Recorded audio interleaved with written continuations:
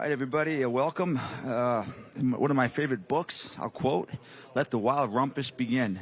Got any questions? You guys go ahead and ask.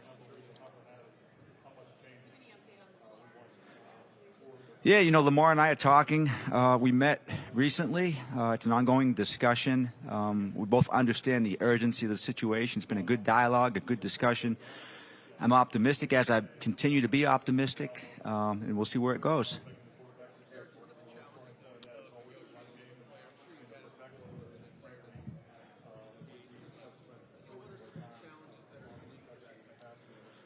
Yeah, well, you have a lot of regard for the player first and foremost. I think when you deal with an agent, sometimes you're able to speak, very freely.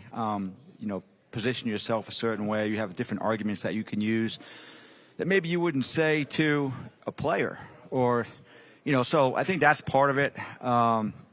There's a lot of respect, tremendous respect, because I'm with a player like Lamar, a player like Roquan Smith, who also represented himself every day. You see the commitment. You understand where they're coming from. So it's definitely a different dynamic. It can be challenging, but it's doable, as we've proven, and we continue to be optimistic about it.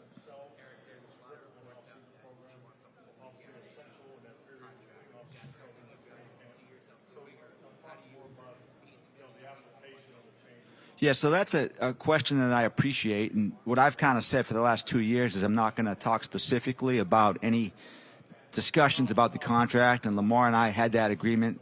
Actually, we forged that agreement probably 2 years ago down in West Palm. And I think we've both tried to live up to that. So I'd appreciate the understanding in that regard. The specifics of it, we can talk about the process, but I'm not going to go into all those things.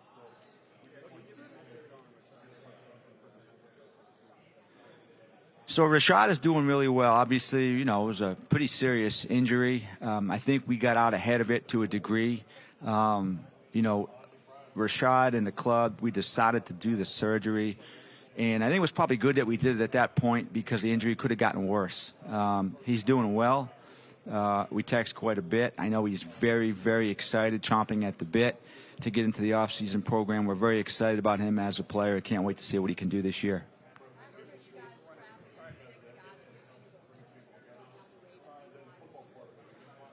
Well, the Senior Bowl is invaluable to us. It's always been that way. I think, that goes back to Ozzie Newsome and Phil Savage. Ozzie playing in Alabama, Phil Savage with his Alabama roots. We have a strong appreciation for, the SEC. Being down there, what we've seen, the very best players in the country typically show up. We have a chance to watch these guys practice every single day. The access we get is incredible. Jim does an amazing job, Phil Savage before him. The interview process, they've done a wonderful job of streamlining that. And for us to get that type of unfettered access is really incredible. We feel like it gives us the best chance to know the guys, and it helps us very well with the evaluation process.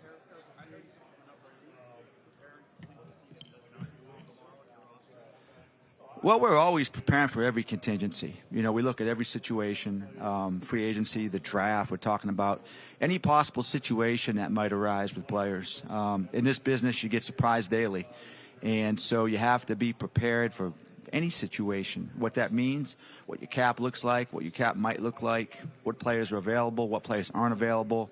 Oftentimes we look at guys in free agency that we're excited about, and they get franchised. They're off the market. Sometimes you'd say, oh, there's nobody at this position that we're looking for. Next thing you know, there's four or five cap casualties that hit the market. And so it's an ongoing process. What we try to do is strategize and plan. Going back to January, we go down to Jupiter with Steve Bisciotti, our owner, kind of go through all the different contingency plans that we can, risk management, looking at all the different opportunities that might arise, and figure out what's going to happen.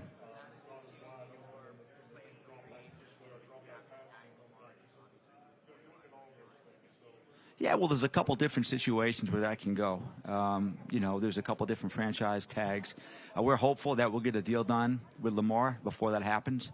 But, sure, they're big numbers. We've known they're big numbers. We're prepared for that. And we've got 4 or 5 or 6 different plans based on what happens over the next 10 days. We have not.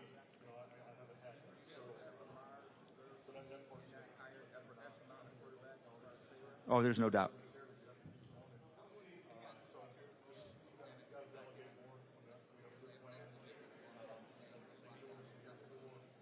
Well, you can't win in this league without a strong quarterback. I mean, that's been proven. So we want Lamar here. We think he's one of the best quarterbacks in the league. He's certainly one of our best players, and we want him back. And so, yeah, we understand that. Living in a world without a quarterback is a bad world to live in, and I think there's a lot of GMs and coaches who would probably say that, who are living in that world right now. We're aware of that. I think we've been blessed since 2008 to have Joe Flacco and Lamar Jackson, and my goal is to continue that.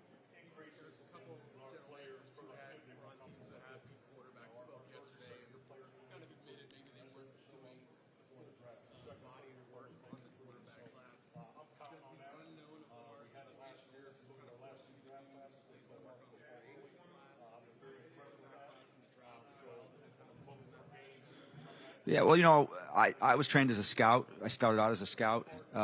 It's kind of what, you know, my development was at. So I scout everybody anyways. You know, I don't really shortchange. I love football. I love the art of evaluation. I'm going to look at all the top players. I'm going to do the top, you know, 150 players in every single draft class. I've done that. I look at the top guys in free agency. I enjoy it. And so for me, it's not something that changes year to year. That's just a part of the process to build a draft board. You have to look at the players. You have to evaluate the players. Someone's got to do it. And so I would rather have it be me than somebody else.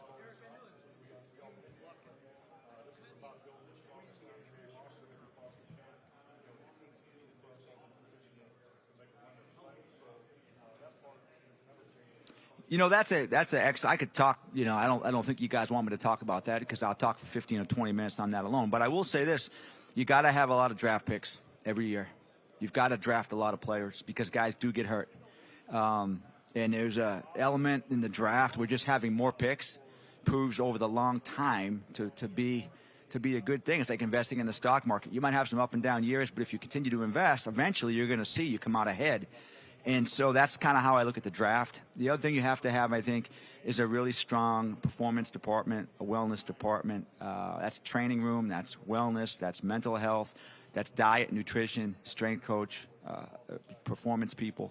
They've got to be the very best as well because players are going to get hurt, and you can get incremental value by having the very best people working for you to get your players back on the field. Excuse me? No.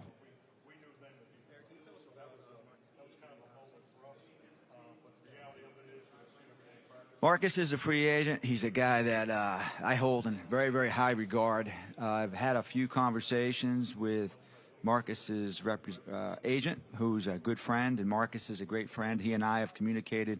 That'll be ongoing. But that's a guy that when you talk about true Ravens, guys that have done a lot for your team, for me, for the Ravens over the last 4 years, Marcus is on that list.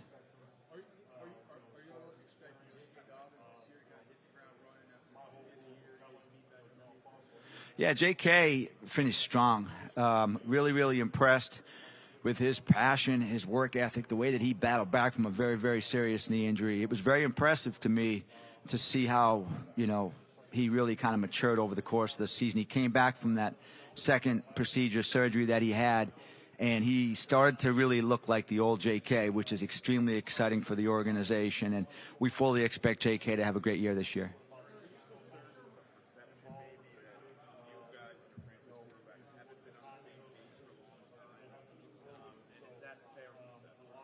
No, I'm not really concerned about that. Again, the only camps that I know is me and Lamar, and we talk and we text, and so, you know, I'm not really too concerned with perceptions. I've seen a lot of perceptions in the last 27 years, and a lot of times those perceptions are probably not accurate. So Lamar and I continue to talk. I have a lot of admiration and respect for Lamar. I think he would say the same about me. And like I said, it's a tough negotiation. There are some dynamics that make it challenging, but I remain optimistic, and we remain talking, and I'm excited about that.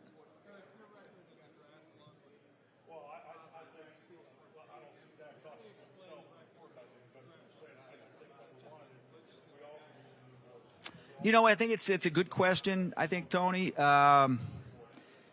I would say a lot of people would say the same thing. It's a challenging position to evaluate in different ways. I don't have if I had an answer, that means I would probably have some better receivers, I guess. We keep trying. I think there's a lot of things that go along with that position. Sometimes it is tied to the quarterback. And I think it's tied to things like durability. It's tied to, a lot of things. We're going to keep swinging. There have been some guys that, have been successful players for us that were draft picks. We've never really hit on that all-pro type of guy, which is disappointing, I would say. But it's not for lack of effort. We believe in what we do. We believe in our scouting. We believe in the system that we have, the scouting system that we have. It's one of those anomalies that I really can't explain other than to say we're not going to stop trying. We're going to keep trying. I think we've drafted, I don't know, Chad would probably know, but probably at least 5 or 6 receivers in the last 4 years, maybe. We're going to just keep swinging, and hopefully at one of these points we'll hit the ball out of the park. But that's our goal. We understand the importance of the position, so we'll keep trying to do it. Yeah, I think it's a good class. I think there's probably 5 or 6 guys that you look at as potential first-round type guys, and then pretty strong, through the second, third, and fourth round as well. Now, what we saw it last year, the dynamic is these guys typically go higher than you might have them rated because of the importance of the position. We've seen that with the pay scale at that position as well. I think the league recognizes the importance of that position. That being the case, I think it's strong. It's a good class. Hopefully we're positioned to get a guy that we like at some point, whether that's the first round or the third round, or if we trade or get a second-round pick, whatever it might be, we're in position to get a guy that can come and help us win football games.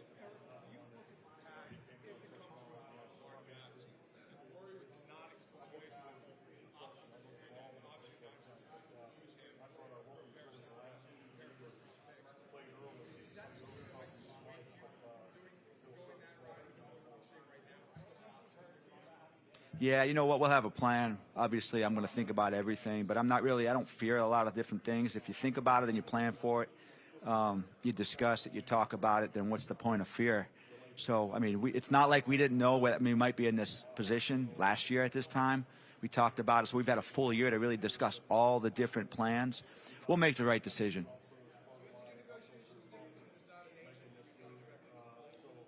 Yeah, I think we talked that question was already asked. I think it's difficult. It's challenging. You're dealing with a player. So, of course, it's different. It's a personal relationship. You're with that guy every single day, and you have a great appreciation for who he is and what he does. And so, yeah, it is challenging.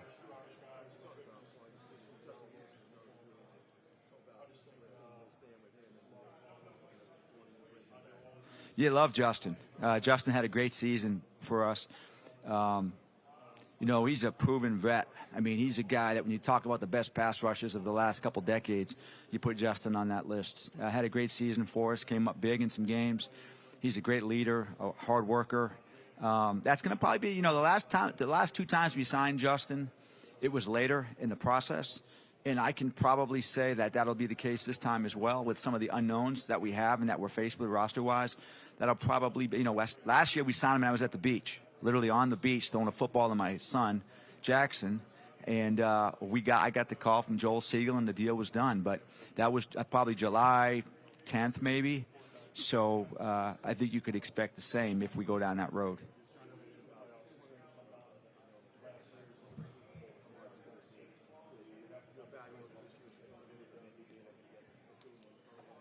Yeah, there's some good corners. In fact, Coach Harbaugh, I gave him about 10 guys to look at, and he's been cranking on them, and he's excited about this class. And I think you've got some guys that have excellent size. There's a couple guys that are they're like old school Chris McAllister type guys, body type wise. You got some great athletes. You got guys that make plays on the ball. You got guys that are ball hawks. You got some physical guys. And so basically you're going into a restaurant with a lot of different things in the menu, and basically what do you want? And so the question just is, do we have enough picks? We only have 5 draft picks this year, which as a drafter, as a guy that loves the draft, that's not a lot.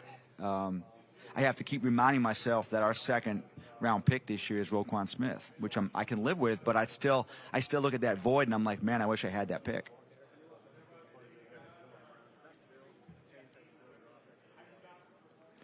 We'll spend time with Todd. I was really impressed with Todd, and I've been able to spend a little time with him here and get his vision for what he wants to do. Anytime you bring in a new coordinator, there's going to be some slight changes. I think our system is intact. That's not going to change. Our system for evaluating and building out a draft board is not going to change. And basically, the culture and what we look for at most positions will not change. The fiber of what we believe in players. But Todd will have his opinions and he'll have a voice, and he'll have specific things that maybe he thinks we're lacking or that might make his offense more robust. And so we'll look at that very closely. We've been through a lot of offensive coordinators, and every time they come in, I look at it as a great opportunity for me to learn from those guys and to do a better job of building out a board and being a better drafter. We can do two more, guys. Two more.